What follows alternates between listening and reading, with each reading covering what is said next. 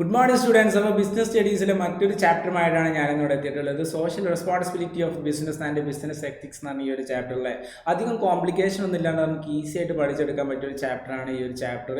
അത് ഒരു 6 മാർക്ക് മുതൽ 8 മാർക്കോളം ഈ ഒരു ചാപ്റ്ററിൽ നിന്ന് കയറി വരാറുണ്ട്. സോ അതിൻ്റെ ഇമ്പോർട്ടൻസ് നിങ്ങൾ അറിഞ്ഞിരിക്കണം.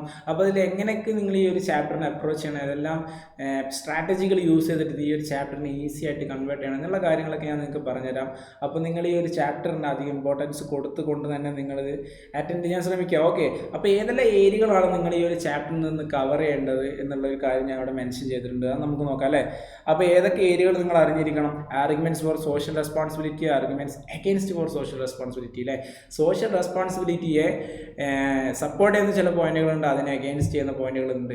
ഇതിൻ്റെ ഒരു മിനിമം 5 പോയിന്റുകൾ നിങ്ങൾ അറിഞ്ഞിരിക്കണം. പിന്നെ എന്താ കൈൻഡ്സ് ഓഫ് സോഷ്യൽ റെസ്പോൺസിബിലിറ്റി, അതിൻ്റെ കൈൻഡ്സുകൾ അറിഞ്ഞിരിക്കണം. Social responsibility towards different interest groups, environmental protection and business ethics. ഈ ഒരു 6 പോയിന്റ് മാത്രം ഈ ഒരു ചാപ്റ്ററിൽ നിന്ന് നിങ്ങൾ പഠിക്കേണ്ടതുള്ളൂ, അറിഞ്ഞിരിക്കേണ്ടതുള്ളൂ. ഇതൊരിക്കലും നിങ്ങൾ മനഃപ്പാടമായിട്ട് ഈ ഒരു ചാപ്റ്ററിനെ പഠിച്ചെടുക്കരുത്.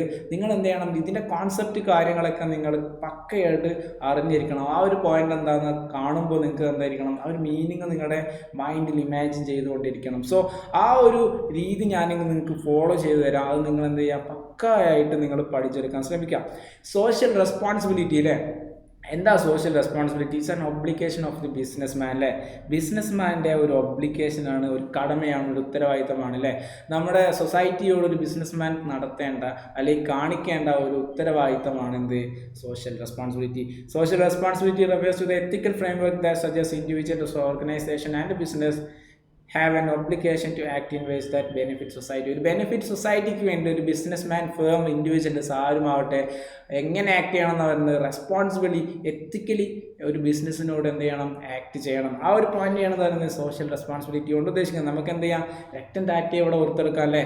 അദ്ദേഹത്തിൻ്റെ ബിസിനസ്സിൻ്റെ ഭൂരിഭാഗവും പ്രോഫിറ്റ് അയാൾ എന്ത് ചെയ്തിരുന്നു, സൊസൈറ്റിയുടെ വീക്കർ സെക്ഷൻസുകളെ ഇമ്പ്രൂവ് ചെയ്യാൻ വേണ്ടി അദ്ദേഹം കോൺട്രിബ്യൂട്ട് ചെയ്തു അല്ലേ. അത്രയും മഹത്തരമായ ഒരു വ്യക്തിയായിരുന്നു ആര്, രക്തൻ ടാറ്റ എന്നുള്ളത്. സോ അദ്ദേഹത്തെ ഓർത്തുകൊണ്ട് നമുക്ക് ഈ ഒരു ഏരിയ പഠിച്ചെടുക്കാം. ഓക്കെ, പിന്നെന്താ ആർഗ്യുമെന്റ്സ് അഗെയിൻസ്റ്റ് സോഷ്യൽ റെസ്പോൺസിബിലിറ്റിയിലെ ഒരു ബിസിനസ്സിന് ഈ സോഷ്യൽ റെസ്പോൺസിബിലിറ്റി എത്രത്തോളം ഉപകാരപ്പെടും എന്ന രീതിയിൽ നിങ്ങൾ എന്ത് ചെയ്യുക, ഈ ഒരു ഏരിയ നിങ്ങൾ എന്ത് ചെയ്യുക, അറിഞ്ഞിരിക്കുക. So justification four existence and growth അല്ലേ. ഫസ്റ്റ് പോയിന്റ് എന്താ justification four existence and growth?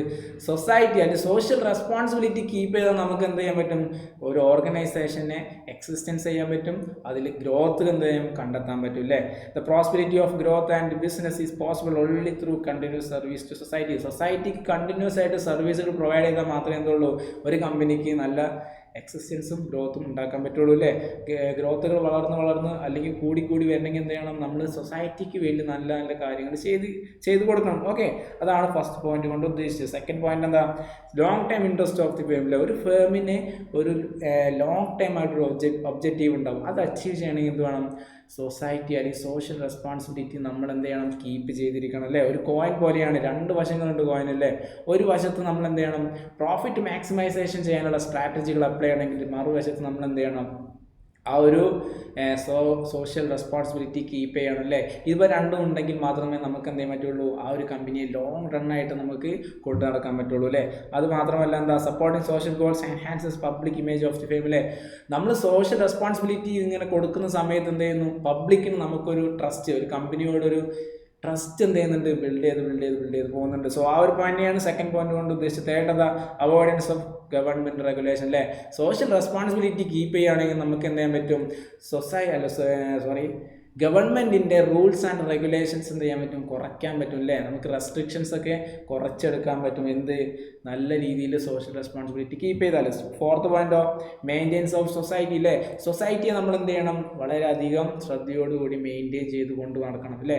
നല്ല നല്ല പ്രവർത്തികളൊക്കെ ചെയ്ത് എല്ലാ പബ്ലിക്കിനും എന്ത് ചെയ്യണം, കയ്യിലെടുക്കണം അല്ലേ.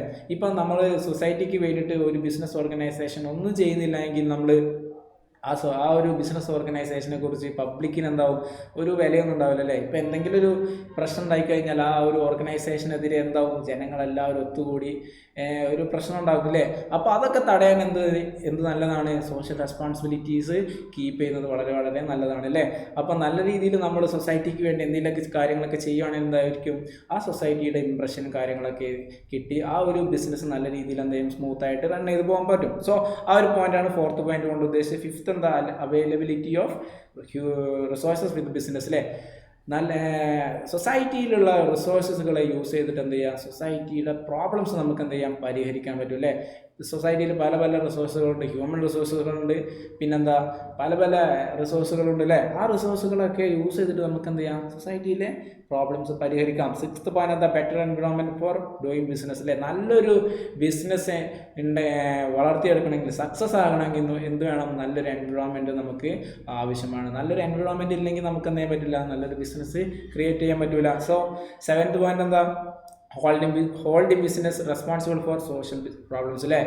എന്താ പല ബിസിനസ്സുകളും അല്ലേ, പല ബിസിനസ് സംരംഭങ്ങളും സൊസൈറ്റിക്ക് അല്ലെങ്കിൽ എൻവിറോൺമെൻറ്റിന് വളരെയധികം പൊല്യൂഷൻസ് ക്രിയേറ്റ് ചെയ്യുന്നുണ്ട് അല്ലേ.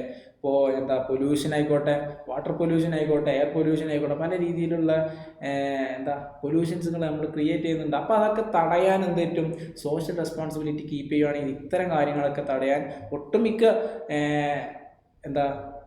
കാരണങ്ങളൊക്കെ തടയാൻ എന്ത് സഹായിക്കും, സോഷ്യൽ റെസ്പോൺസിബിലിറ്റി സഹായിക്കും. ഓക്കെ, ആ ഒരു 7 പോയിന്റിൽ 5 എണ്ണെങ്കിലും നിങ്ങൾ മിനിമം അറിഞ്ഞിരിക്കണം. ഓക്കെ, പിന്നെ എന്താ, ആർഗ്യുമെന്റ്സ് അഗെയിൻസ്റ്റ് സോഷ്യൽ റെസ്പോൺസിബിലിറ്റിയിലെ ആർഗ്യുമെന്റ്സിലെ അതിന് അഗെയിൻസ്റ്റ് ചെയ്തുള്ള പോയിന്റുകളുണ്ട്. അത് എത്ര ഉണ്ട്, 4 ഇമ്പോർട്ടൻറ്റ് പോയിന്റുകളുണ്ട്. അത് നിങ്ങൾ അറിഞ്ഞിരിക്കണം. Violation of profit maximisation object അല്ലേ. നമ്മുടെ സോഷ്യൽ റെസ്പോൺസിബിലിറ്റി കീപ്പ് ചെയ്യുവാണെങ്കിൽ നമുക്ക് എന്ത് ചെയ്യാൻ പറ്റില്ല, കമ്പനിക്ക് ലാഭം ഉണ്ടാക്കി വരാൻ പറ്റില്ല അല്ലേ. ഒരു ഓർഗനൈസേഷനെ സംബന്ധിച്ച് എന്താണ്, പ്രോഫിറ്റാണ് ഏറ്റവും ഇമ്പോർട്ടൻ്റ് അല്ലേ. പ്രോഫിറ്റ് ഇല്ലാതെ ഒരു ബിസിനസ് മുന്നോട്ട് പോകാൻ പറ്റില്ലല്ലോ. അപ്പോൾ സോഷ്യൽ റെസ്പോൺസിബിലിറ്റി കീപ്പ് ചെയ്യുകയാണെങ്കിൽ നമുക്ക് മാക്സിമം പ്രോഫിറ്റ് ഏൺ ചെയ്യാൻ പറ്റില്ല എന്നുള്ള പോയിന്റാണ് ഫസ്റ്റ് പോയിന്റ് കൊണ്ട് ഉദ്ദേശിച്ചത്. സെക്കൻഡ് എന്താ, ബേർഡൻ ഓൺ കൺസ്യൂമേഴ്സിന് എന്താണ്, ഇതൊരു ബേർഡൻ ആയിട്ട് വരും അല്ലേ. എങ്ങനെ വരുന്നത്, നമ്മുടെ ഈ ഒരു സോഷ്യൽ റെസ്പോൺസിബിലിറ്റി കീപ്പ് ചെയ്യുന്നത് അല്ലെങ്കിൽ ഇത് കണ്ടക്ട് ചെയ്യുന്നത് വളരെ കോസ്റ്റ്ലി ആയിട്ടുള്ളൊരു പ്രോസസ്സാണ്. അപ്പോൾ ഈ ഒരു കോസ്റ്റ് മീറ്റ് ചെയ്യണമെങ്കിൽ നമ്മൾ കൺസ്യൂമേഴ്സിൻ്റെ അധിക പൈസ നമ്മൾ എന്ത് ചെയ്യേണ്ടി വരും, ഈടാക്കേണ്ടി വരും അല്ലേ. സോ ആ ഒരു പോയിന്റിനെയാണെന്ന് പറയുന്നത് second point, burden on consumers കൊണ്ട് ഉദ്ദേശിക്കുന്നത്. തേർഡ് എന്താ, ലാക്ക് ഓഫ് സോഷ്യൽ സ്കിൽസ് അല്ലേ. സൊസൈറ്റിയിലെ പ്രോബ്ലംസ് സോൾവ് ചെയ്യണമെങ്കിൽ ഒരു സ്പെസിഫൈഡ് ആയിട്ടുള്ളൊരു ഏജൻസികൾ കാണും അല്ലേ. എന്താ, ഒരു ബിസിനസ് മാൻ ചിലപ്പോൾ ഈ ഒരു സ്കില്ല് അറിഞ്ഞോളണമെന്നില്ല, ഈ ഒരു പ്രോബ്ലം സോൾവ് ചെയ്യാനുള്ള സ്കില്ല് അറിഞ്ഞോളണമെന്നില്ല. അപ്പോൾ നമ്മൾ എന്ത് ചെയ്യേണ്ടി വരും, ഒരു സ്പെസിഫൈഡ് ഒരു ഏജൻസിയെ നമ്മൾ കോൺടാക്ട് ചെയ്യേണ്ടി വരും. സോ ആ ഒരു പോയിന്റാണ് എന്ത് പറയുന്നത്, ലാക്ക് ഓഫ് സോഷ്യൽ സ്കിൽസ് കൊണ്ട് ഉദ്ദേശിക്കുന്നത്. ഫോർത്ത് പോയിന്റ് എന്താ, lack of broad public support അല്ലേ. Lack of broad public support അല്ലേ. നല്ലൊരു സപ്പോർട്ട് ചിലപ്പോൾ പബ്ലിക്കിൻ്റെ സൈഡിൽ നിന്ന് ഓർഗനൈസേഷന് കിട്ടിക്കൊള്ളുന്നില്ല അല്ലേ. പല പല ആൾക്കാരും നിറഞ്ഞ ഒരു ഏരിയ ആണ് എന്ത്, പബ്ലിക് എന്നുകൊണ്ട് ഉദ്ദേശിച്ചത് അല്ലേ. അപ്പോൾ ആ ഒരു പബ്ലിക്കിൻ്റെ എല്ലാ സപ്പോർട്ടും ഒരു ഓർഗനൈസേഷന് കിട്ടിക്കൊള്ളണമെന്നില്ല. സോ ആ ഒരു പോയിന്റാണ് എന്ത്, ഫോർത്ത് പോയിന്റ് കൊണ്ട് ഉദ്ദേശിച്ചത്. അപ്പോൾ ഈ ഒരു 4 പോയിന്റും നിങ്ങൾ എന്ത് ചെയ്യണം, അറിഞ്ഞിരിക്കണം. നെക്സ്റ്റ് ഇമ്പോർട്ടൻ്റ് ഏരിയ ഞാൻ പറഞ്ഞു, കൈൻഡ് ഓഫ് സോഷ്യൽ റെസ്പോൺസിബിലിറ്റിയുടെ കൈൻഡ്സിലെ 4 ഇമ്പോർട്ടൻ്റ് ആയിട്ടുള്ള കൈൻഡ്സ് ഉള്ളത്. So economical responsibility, legal responsibility, ethical and discretionary responsibility അല്ലേ. എന്താ എക്കണോമിക്കൽ റെസ്പോൺസിബിലിറ്റി കൊണ്ട് ഉദ്ദേശിച്ചത്, ഹ്യൂമൻസിൻ്റെ നീഡ്സ് ആൻഡ് വാണ്ട്സ് അറിഞ്ഞുകൊണ്ട് അവർക്ക് വേണ്ട അനുയോജ്യമായിട്ടുള്ള പ്രൊഡക്ട്സ് പ്രൊഡ്യൂസ് ചെയ്തുകൊണ്ട് അത് എന്ത് ചെയ്യാം, മിതമായ പ്രോഫിറ്റ് നിരക്കിൽ വിറ്റുകൊണ്ട് പൈസ ഉണ്ടാക്കുക അല്ലേ. അങ്ങനെയുള്ളൊരു റെസ്പോൺസിബിലിറ്റി ആര് കീപ്പ് ചെയ്യണം, ഫേം അല്ലെങ്കിൽ ഓർഗനൈസേഷൻ കീപ്പ് ചെയ്യണം അല്ലേ. അപ്പോൾ ലീഗൽ എന്തായിരിക്കും, ലീഗൽ റെസ്പോൺസിബിലിറ്റി, ലീഗലി നമ്മൾ എന്ത് ചെയ്യണം, റെസ്പോൺസിബിൾ ആവണം. ഗവൺമെൻറ് റൂൾസ് ആൻഡ് റെഗുലേഷൻസ് അനുസരിച്ച് ഫോളോ ചെയ്യണം. പിന്നെന്താ, നല്ല ടാക്സ് ഒക്കെ അടച്ച് നല്ല രീതിയിൽ എന്ത് ചെയ്യണം, ഓർഗനൈസേഷൻ മുന്നോട്ട് പോകണം അല്ലേ. നെക്സ്റ്റ് എന്താ, എത്തിക്കൽ റെസ്പോൺസിബിലിറ്റി, ഒരു എത്തിക്സ് വേണം. ആ ഒരു ഫേമിന്, ഒരു ഓർഗനൈസേഷൻ എന്താണ്, ഒരു എത്തിക്സ് വേണം അല്ലേ. നല്ല രീതിയിൽ ഡീൽ ചെയ്യണം, നല്ല ആൾക്കാരോട് നല്ല സർവീസുകൾ പ്രൊവൈഡ് ചെയ്യണം അല്ലേ. അങ്ങനെ ഒരു എത്തിക്കലായിട്ടുള്ള ഒരു റെസ്പോൺസിബിലിറ്റി ആര് കീപ്പ് ചെയ്യണം, ഓർഗനൈസേഷൻ കീപ്പ് ചെയ്യണം. 4ാമത്തെ പോയിന്റ് എന്താ, ഡിസ്ക്രിപ്ഷണറി റെസ്പോൺസിബിലിറ്റി കൊണ്ട് ഉദ്ദേശിക്കുന്നത് നമുക്കൊരു വളണ്ടർലി സർവീസ് നമ്മൾ എന്തെങ്കിലും പ്രൊവൈഡ് ചെയ്യണം അല്ലേ. ഉദാഹരണത്തിന് 2018 ഒരു ഫ്ലഡ് ഉണ്ടായി. ആ ഫ്ലഡിലേക്ക് പല പല ഏജൻസികൾ, പല പല കമ്പനികൾ, പല പല ഓർഗനൈസേഷൻസുകൾ എന്ത് ചെയ്തു, സർവീസുകൾ പ്രൊവൈഡ് ചെയ്തു അല്ലേ. ആ ഒരു പോയിന്റാണ് എന്താ പറയുന്നത്, ഡിസ്ക്രിപ്ഷണറി റെസ്പോൺസിബിലിറ്റി കൊണ്ട് ഉദ്ദേശിക്കുന്നത്. ഈ ഒരു 4 പോയിന്റ് നിങ്ങൾ അറിഞ്ഞിരിക്കണം. നെക്സ്റ്റ് എന്താ, social responsibility towards different interest groups അല്ലേ. പല പല ആൾക്കാരോട് നമ്മൾ എങ്ങനെയെല്ലാം റെസ്പോൺസിബിലിറ്റി കീപ്പ് ചെയ്യണം എന്നുള്ള കാര്യമാണ് പറയുന്നത്. ഷെയർ ഹോൾഡേഴ്സ് ഓൺ ഓണേഴ്സ് അല്ലേ, അവരോട് എങ്ങനെ നമ്മൾ നല്ല രീതിയിൽ അവരുടെ ഇൻവെസ്റ്റ്മെൻറ്റ് സേഫാക്കി വെക്കുക, നല്ല ഡിവിഡൻഡ് പ്രൊവൈഡ് ചെയ്യുക, അങ്ങനത്തെ കാര്യങ്ങളൊക്കെയാണ് ഫസ്റ്റ് പോയിന്റ് വരുന്നത്. സെക്കൻഡ് എന്താ, വർക്കേഴ്സ്, അവർക്ക് നല്ല വർക്ക് എൻവയോൺമെൻറ്റ് പ്രൊവൈഡ് ചെയ്യുക, സാലറി വേജസ് ഒക്കെ കൃത്യമായിട്ട് കൊടുക്കുക, നല്ല കമ്മ്യൂണിക്കേഷൻ ബിൽഡ് ചെയ്യുക, ആ രീതിയിലുള്ള പോയിന്റുകൾ അവിടെ ഓർത്തെടുക്കുക. ഫോർത്ത് എന്തായിരിക്കും, തേർഡ് എന്തായിരിക്കും, ഗവൺമെൻറ് ആൻഡ് കമ്മ്യൂണിറ്റി എന്താ, നല്ല രീതിയിൽ ഗവൺമെൻറ് പോളിസീസുകൾ അല്ല റൂൾസ് ആൻഡ് റെഗുലേഷൻസുകൾ എന്ത് ചെയ്യുക, കീപ്പ് ചെയ്ത് പോവുക, ടാക്സ് കാര്യങ്ങളൊക്കെ പക്കയായിട്ട് അടച്ചു പോവുക, അങ്ങനെ ഗവൺമെൻറ്റിൻ്റെ റൂൾസ് ആൻഡ് റെഗുലേഷൻസ് ഒക്കെ എന്ത് ചെയ്യുക, ഫോളോ ചെയ്യുക, കമ്മ്യൂണിറ്റിയോട് നല്ല രീതിയിൽ ബിഹേവ് ചെയ്യുക അല്ലേ. പിന്നെന്താ, കൺസ്യൂമേഴ്സിലെ കൺസ്യൂമേഴ്സിന് എന്ത് ചെയ്യുക, അവരുടെ നീഡ്സ് ആൻഡ് വാണ്ട്സ് അനുസരിച്ച് പ്രൊഡക്ട്സ് ആൻഡ് സർവീസസ് പ്രൊഡ്യൂസ് ചെയ്യുക. പിന്നെന്താ, നല്ല നല്ല ക്വാളിറ്റി ഫുഡ് അല്ലെങ്കിൽ ക്വാളിറ്റി പ്രൊഡക്ട്സ് എന്ത് ചെയ്യുക, അല്ലെങ്കിൽ സർവീസുകൾ എന്ത് ചെയ്യുക, പ്രൊവൈഡ് ചെയ്ത് കൊടുക്കുക, അങ്ങനത്തെ കാര്യങ്ങളൊക്കെയാണ് അതിൽ വരുന്നത്. ഓക്കെ, അപ്പോൾ നെക്സ്റ്റ് ഒരു ഇമ്പോർട്ടൻ്റ് ഏരിയ എന്താണ്, എൻവയോൺമെൻറ്റൽ പ്രൊട്ടക്ഷൻ. നിങ്ങളുടെ ക്വസ്റ്റ്യൻ പേപ്പറിൽ അധികം കാണുന്ന ഒരു ഏരിയ ഉണ്ട്, എന്തൊക്കെ തരത്തിലുള്ള പ്രൊട്ടക്ഷൻസുകൾ പൊല്യൂഷൻസുകളുണ്ട് അല്ലേ. അപ്പം നമുക്ക് എൻവയോൺമെൻറ്റൽ പ്രൊട്ടക്ഷൻ തടയണമെങ്കിൽ എന്ത് വേണം, നല്ല രീതിയിൽ സോഷ്യൽ റെസ്പോൺസിബിലിറ്റി വേണം അല്ലേ. നല്ലൊരു സോഷ്യൽ റെസ്പോൺസിബിലിറ്റി കീപ്പ് ചെയ്യുകയാണെങ്കിൽ നമുക്ക് എന്ത് ചെയ്യാൻ പറ്റും, എൻവയോൺമെൻറ്റൽ പ്രൊട്ടക്ഷൻസ് തടയാൻ പറ്റും. അപ്പം ഞാൻ പറഞ്ഞു പൊല്യൂഷൻസ് ഏരിയയിൽ ക്വസ്റ്റ്യൻസ് കയറി വരാറുണ്ടെന്ന് ഞാൻ പറഞ്ഞു അല്ലേ. അപ്പോൾ എത്ര തരത്തിലുള്ള പൊല്യൂഷൻസ് ഉണ്ട്, 4 തരത്തിലുള്ള പൊല്യൂഷൻസ് ഉണ്ട്. Air pollution, water pollution, land pollution, noise pollution. നിങ്ങൾക്ക് ഈ പേര് കേട്ടാൽ തന്നെ ഇതെന്താണെന്നുള്ള ഒരു ഐഡിയ ഉണ്ടാവും. അത് നിങ്ങൾ എന്ത് ചെയ്യുക, ഈസി ആയിട്ട് അത് മനസ്സിലാക്കിയിട്ട് അത് എഴുതാൻ ശ്രമിക്കുക. ഓക്കെ, പിന്നെ ഒരു ഇമ്പോർട്ടൻ്റ് ആയിട്ടുള്ളൊരു ഏരിയ വരുന്നത് ബിസിനസ് എത്തിക്സ് എന്ന് പറഞ്ഞ ഒരു ഏരിയയാണ്. ഓക്കെ, അപ്പോൾ ഇത് എന്താണെന്ന് നമുക്ക് നോക്കാം. Business ethics refers to the moral principle to be followed by a businessman in relation to society. ഒരു സൊസൈറ്റിയോട് മോറലായിട്ടുള്ള പ്രിൻസിപ്പിൾസ് എന്ത് ചെയ്യണം, ഒരു ബിസിനസ് കാണിക്കണം അല്ലേ. എന്ത് ചെയ്യണം, തുറന്ന് കാണിക്കണം അല്ലേ. ആ ഒരു പോയിന്റാണെന്ന് പറയുന്നത് ബിസിനസ് എത്തിക്സ് കൊണ്ട് ഉദ്ദേശിക്കുന്നത്. It is voluntarily and refers to the fair dealings with consumers, workers, supplies, competitors and government and society അല്ലേ. ആരോടൊക്കെ കാണിക്കണം, വർക്കേഴ്സിനോട്, കൺസ്യൂമേഴ്സിനോട്, സപ്ലൈസിനോട്, കോമ്പറ്റീറ്റേഴ്സിനോട്, ഗവൺമെൻറ്റിനോട് ആൻഡ് സൊസൈറ്റിയോട്, എല്ലാവരോടും എന്ത് ചെയ്യണം, വളണ്ടർലി നമ്മൾ എന്ത് ചെയ്യണം, നല്ല ഡീലിങ്സ് ചെയ്തിരിക്കണം അല്ലേ. നല്ല നല്ല സർവീസുകൾ പ്രൊവൈഡ് ചെയ്യുക, നല്ല നല്ല ഫെസിലിറ്റീസുകൾ കൊടുക്കുക, നല്ല ഡീലിങ്സ് എന്ത് ചെയ്യുക, ഒരു ബിസിനസ് ഇവരോടൊക്കെ കാണിക്കുക. ആ ഒരു പോയിൻ്റാണ് എന്ന് പറയുന്നത് ബിസിനസ് എത്തിക്സ്, മോറൽ പ്രിൻസിപ്പിൾസ് അല്ലേ.